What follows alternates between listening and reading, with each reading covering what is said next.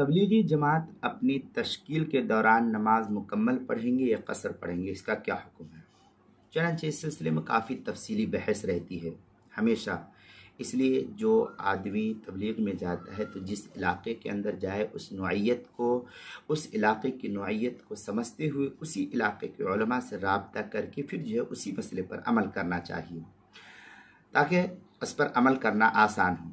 और दूसरी बात ये भी वाज़ेह रहे कि अगर तबलीगी जमात के ऐसे इलाके में तश्कील हुई हो जिसमें छोटे छोटे देहात हो, कस्बा हो, गांव हो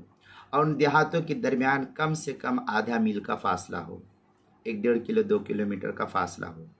जिसमें छोटे छोटे देहात या गांव देहात हो जिसमें आधा 1 किलोमीटर का फासला होता हो, और उस पूरे इलाके में जो इलाका है उस पूरे इलाके के अंदर 15 दिन या उससे ज़्यादा दिन ठहरने की नीयत भी हो, उस इलाके के अंदर ठहरने की नीयत भी हो कि 15 दिन या उससे ज़्यादा दिन रुकना है, तो उस सूरत में कसर नमाज पढ़ेंगे, नमाज पढ़ेंगे। और अगर किसी बड़े शहर में जमात की तश्कील हुई हो और वहाँ छोटी छोटी बहुत सारी मसाजिदें हैं और 15 दिन या उससे ज़्यादा दिन उस शहर के अंदर रहने का इरादा है, तो उस शहर में एक मस्जिद से दूसरी मस्जिद में जब जाएंगे तो पूरी नमाज पढ़ेंगे। इस सूरत में अब कसर नहीं कहलाएंगे। अब ये वाज़ेह रहना चाहिए कि दोनों सूरतों में अगर 15 दिन से कम का इरादा हो तो कसर करेंगे और अगर ज़्यादा का हो तो फिर कसर नहीं, इत्माम करने का हुक्म है। बदाउस्सनाय में व अम्मा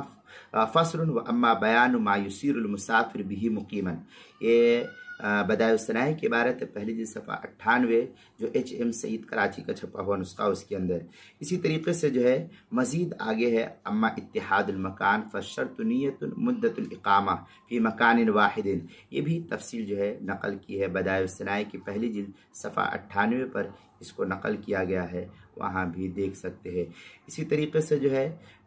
दारुल इफ्ता वल इखलास जो कराची का एक मोतबर इदारा शुमार किया जाता है, उसका फतवा नंबर 2245 है, आप वहाँ भी इस मसले की तफसील को देख सकते हैं।